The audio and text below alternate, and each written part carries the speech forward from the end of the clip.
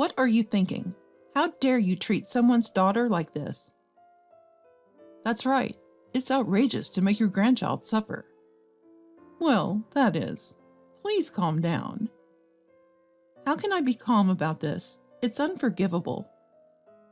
I was furious and said whatever I wanted to. My husband didn't hold back either.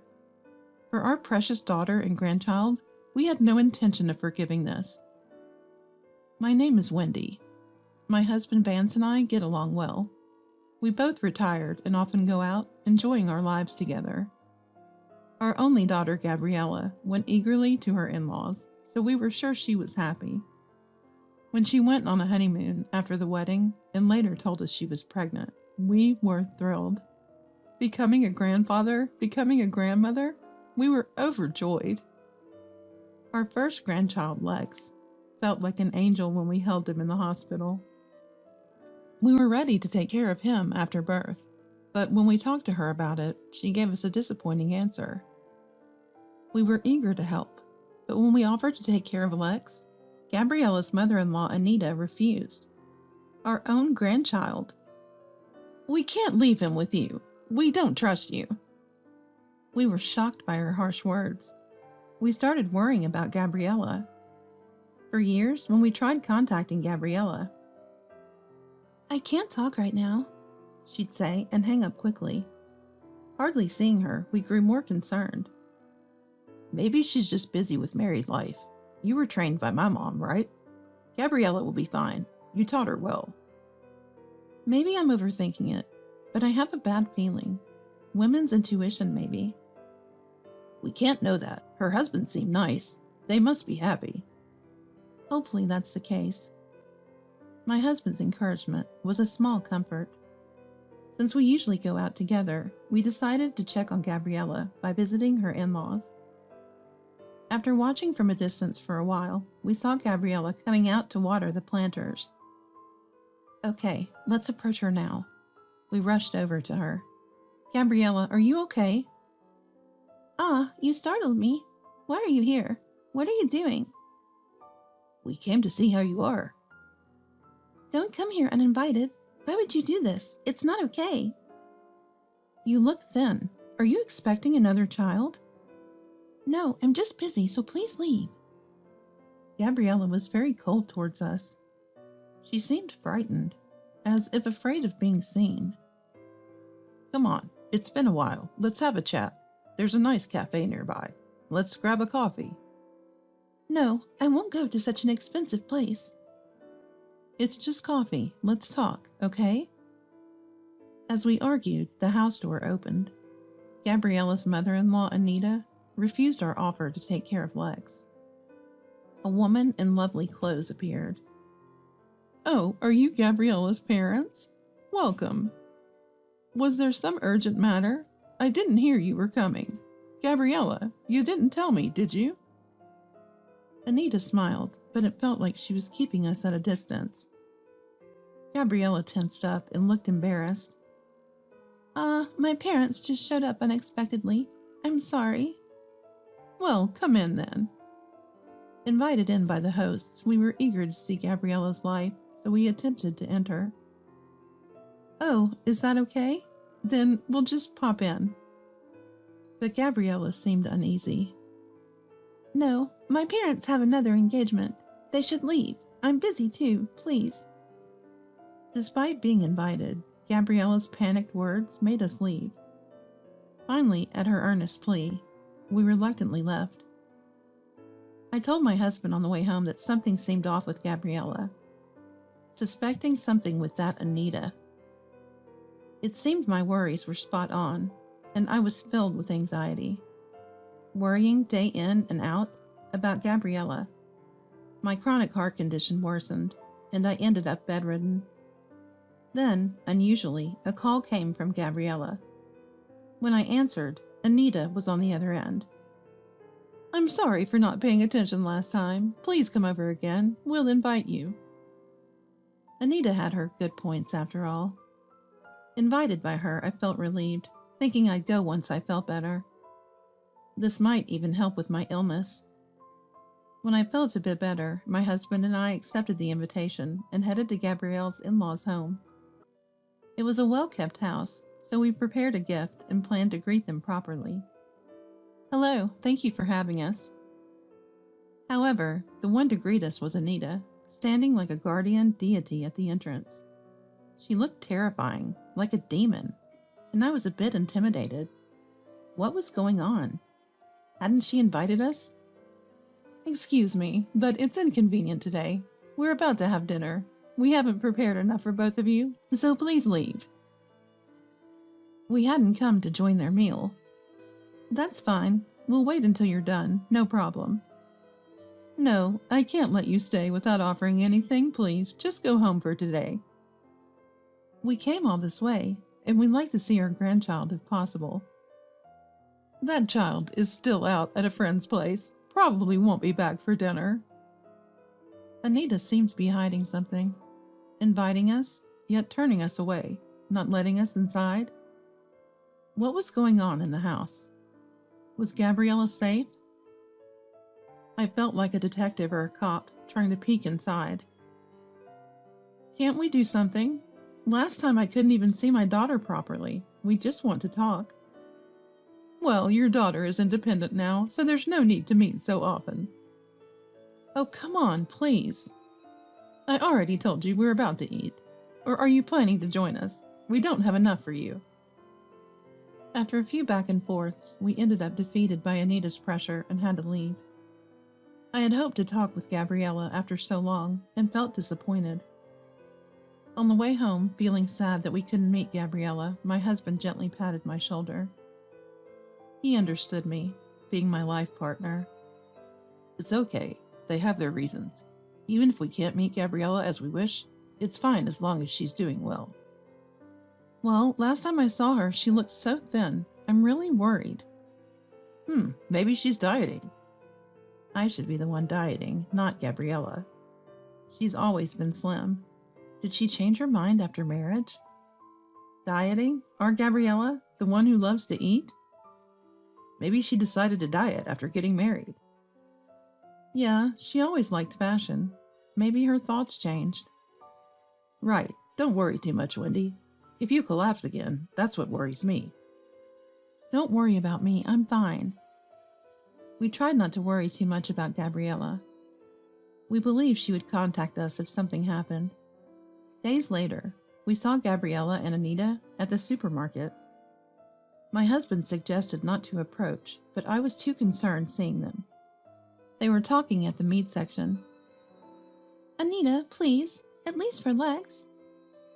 Are you defying me? Who do you think you are? Lex is a boy, just started elementary school.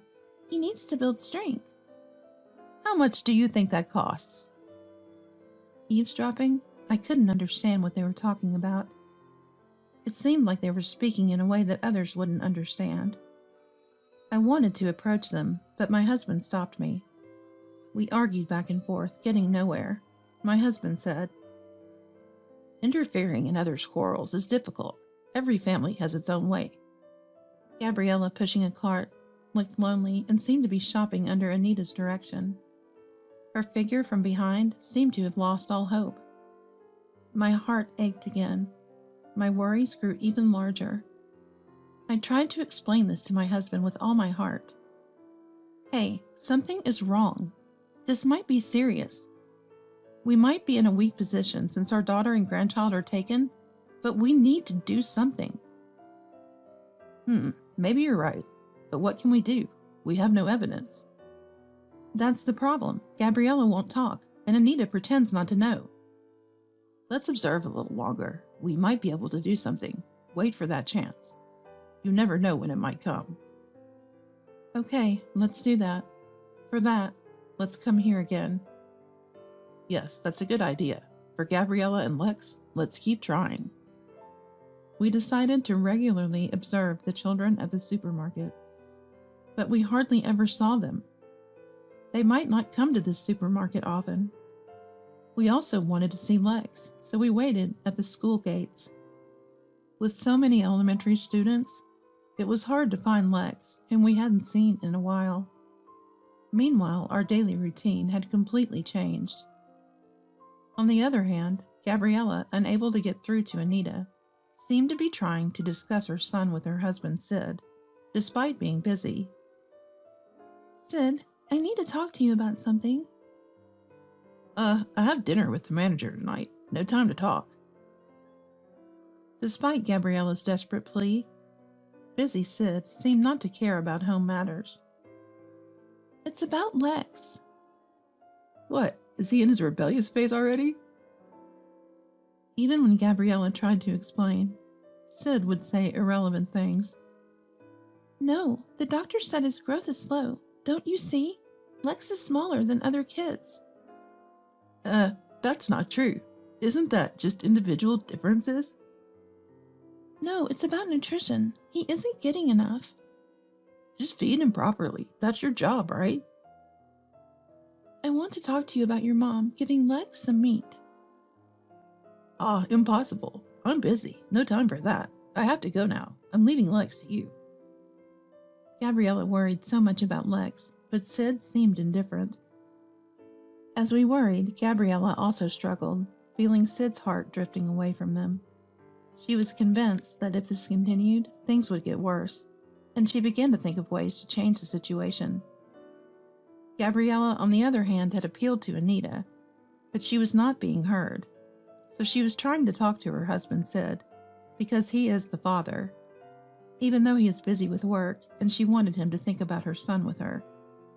Meanwhile, I ran into my friend Caitlin on the street while I was troubled about Gabriella's family. Caitlin looked worriedly at my pale face. "Wendy, are you okay?" "My heart, you know." "Really? Take care. Don't overdo it." "Thank you, but I have to go to the community center." I hadn't been to the local meetings for a while. Caitlin had always helped me, and neighborhood relations are important. "Actually, there's something perfect for you." "Oh, what's that?" "Hawaiian dance." "Oh, I love that. I've always wanted to try." I had been feeling down thinking about Gabriella's family, but this lifted my spirits. Friends are indeed valuable. "Thanks for inviting me. I think I can make it." Caitlin, noticing my still poor complexion despite my cheerfulness, seemed to realize I was troubled. "Something happened recently. I heard rumors you've been playing detective." "Detective?" Caitlin looked at me curiously. "I love detective and crime dramas. I've always wanted to try surveillance. Maybe I can help you." "What? Detective? Crime?" "No, you see, watching at the supermarket, staring at kids. It's like something out of a drama." How do you know?" I was flustered. If Caitlin had noticed, maybe Anita knew about our actions too. "Well, it's obvious, isn't it? We're friends, and your unusual behavior stands out." Caitlin said it with a laugh, but the thought of our actions attracting attention made me a bit uncomfortable. From an outsider's perspective, our actions must have seemed suspicious. Oh dear, how embarrassing. But if you're willing to help, I'd really appreciate it. "Hey, what are you doing all this for?" I explained to Caitlin that I was worried Gabriella and her son were being mistreated by Anita, and I wanted to catch them in the act. "Looks like it's time for Detective Karen to step in. Let's clear up this matter, Wendy. Don't overdo it. It's hard on your body. I've got your back, don't worry." "Yeah, thank you. That helps a lot." Caitlin, now fully on board, started asking around. Apparently, many people had seen Anita and Gabriella having arguments at the supermarket, especially near the meat section. What did meat signify, and what could it lead to? With Caitlin's help, I had to gather more evidence. Without solid proof, it was difficult, but thanks to Caitlin, it was clear their arguments were food-related. Yet I couldn't catch the scene myself. These days only heightened my anxiety, affecting my health. My husband tried his best, but we couldn't easily enter their house, and we worried about Gabriella and her family. I might end up hospitalized. Heart disease is unforgiving. Worrying isn't good, but my daughter and grandson are my priority. If I were hospitalized, I couldn't do anything for them. Torn between my health and my daughter's situation, the pain and worry multiplied. I could collapse any day. My doctor had warned me about my fragile health. My husband stayed by my side always. Caitlin also brought fruit. If you meet Gabriella or Lex, you'll get decisive evidence, so hang in there, and encouraged me. She was a really reliable detective. Our investigation, involving not just us but also Caitlin, was reaching a climax. One day, while shopping in the market, I saw a group of lively elementary school students. Watching them, I noticed a familiar face resembling Gabriella. Looks just like Gabriella. It was Lex. Lex, is that you? Oh, you've grown. Yeah, I'm in first grade now. You seem smaller than the others. Are you eating well? Lex seemed hesitant to answer my husband's question, but looked straight at us and replied, No, I'm always hungry, even though we have lunch at school. What did this mean? Gabriella knows how to cook a variety of dishes. Wanting to fill Lex's stomach, we looked for a restaurant. Let's eat together at that steakhouse. Grandpa will treat you, don't worry. You can even eat mine. At the steakhouse, we let Lex choose what he wanted. Suddenly, Lex burst into tears.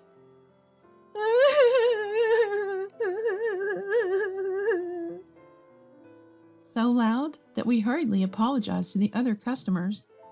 What's wrong? Is it bad? If it's not tasty, you don't have to force yourself, I said. Lex shook his head vigorously and said with a beaming smile, No, it's not that. It's really, really tasty.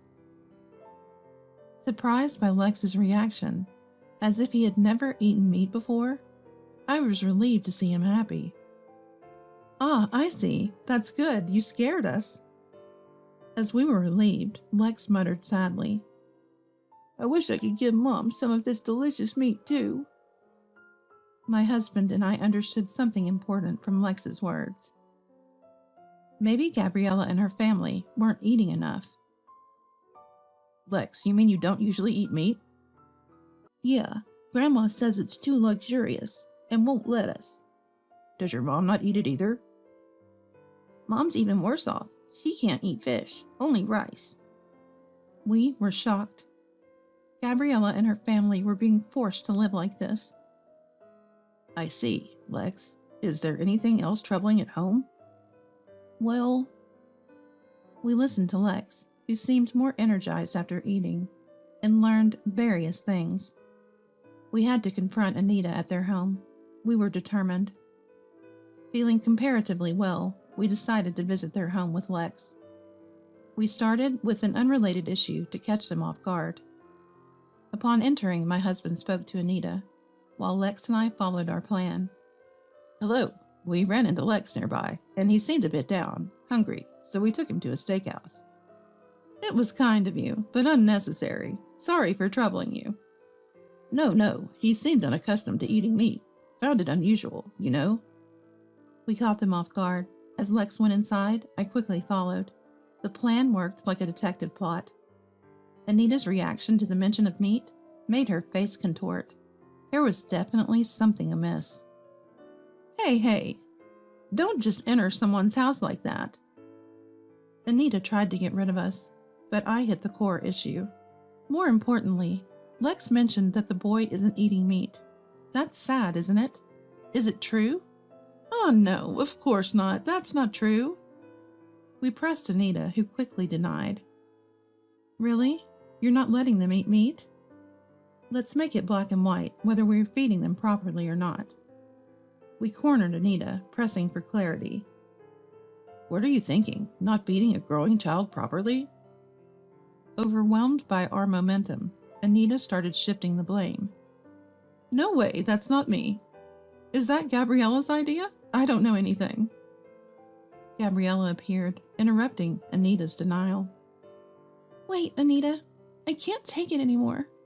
It's too hard for Lex. I'll tell the truth. Dad, Mom, thank you for always worrying. Gabriella? She was different from her usual self. A mother protecting her child, courageous and divine. Dad, Mom, actually, Lex and I haven't been fed properly. Sid is always busy eating out, not knowing anything. When I try to speak, he doesn't want to listen, and Anita interferes. Nobody helps us. Gabriella continued passionately. Anita seemed to shrink in size. Lex is smaller than other kids, and the doctor warned us about his diet, but nobody understands. Gabriella almost in tears, and Anita sweating and trying to deflect. What are you talking about, Gabriella? I'm not mean like that. Anita's continued denial at this stage was inexcusable. To push a child to a state where a doctor needs to intervene about his diet was way too much. Finally, Gabriella declared, Anita, I've had enough. I'm leaving this place. My husband comforted Gabriella, resolved in her decision. Gabriella, you've held up well until now. No more worries. First, pack your things. Both of you are coming to our house. Dad, thank you. Lex and I will bring our luggage. While Gabriella and Lex went to get their luggage, my anger towards Anita didn't cease, and I added fuel to the fire. It must have been a painful realization for Anita. What are you doing? It's as if Gabriella is a mere servant. This is not something a decent person does. I'm terribly sorry. Anita, who'd been looking down on people, was now humbled, almost unrecognizable. What were you thinking, treating someone's daughter like this? That's right. How could you make even your grandchild suffer? He's only in first grade. But Dad is, please. Dad, Mom, calm down. Calm down? How can we? Unforgivable. Why did you do such a thing? Confess. Demanding calm after such terrible actions was audacious. Treating your daughter like a servant and your grandchild suffering from malnutrition? How could you have done such things? I need to hear it from you to even consider forgiveness. Okay, I'll tell you. I'm in a bit of debt. I thought if I didn't buy meat or fish for Gabriella and Lex, I could save some money. I'm sorry. What a selfish and trivial excuse. I was completely appalled. What? You caused our precious daughter and grandchild such hardship over something so petty? Were you the only one eating meat? That's terrible. We could even take you to the police, you know. Please, anything but that. I'll do anything to apologize. Please don't tell the police. Please forgive me.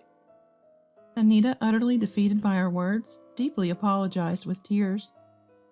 Gabriella, who had witnessed everything with her packed belongings, ran towards us when Anita submitted. Dad, Mom, I'm sorry. I hated being so cold to you. No need to apologize. We figured as much. You're a kind and dutiful daughter. You couldn't truly be cold-hearted. The debt Anita was trying to repay by skimping on Gabriella and Lex's food expenses was incurred from buying luxury clothes and accessories for herself, ballooning beyond her control. Even her own son, Sid, was shocked by the amount of debt, and amidst his busy work, he ran away with his belongings. The relationship with Gabriella had also deteriorated, leading to a divorce between Sid and his neglectful behavior. Anita, abandoned by her son, sold the house hoping to pay off some debt, and moved into a small apartment. She wandered aimlessly through a life of debt, working day and night. Meanwhile, we joyfully welcomed Gabriella and Lex into our home. How is it? Do you both like it? It's delicious. I can't believe we get to eat so much meat, Mom. I'm glad. The meat is great, but the salmon and fatty tuna are delicious too. Thank you both. There's plenty more potato hamburgers too. We fed them plenty of meat and fish. Perhaps due to this, Lex grew taller, and Gabriella, who had been thin, seemed healthier and her complexion improved. Indeed, eating delicious food is essential. Now both of them have regained their spirits and are enjoying and learning various things with us. Being able to witness our grandchild's growth up close is profoundly moving. The days spent walking around like a detective near Gabriella and Lex were not in vain.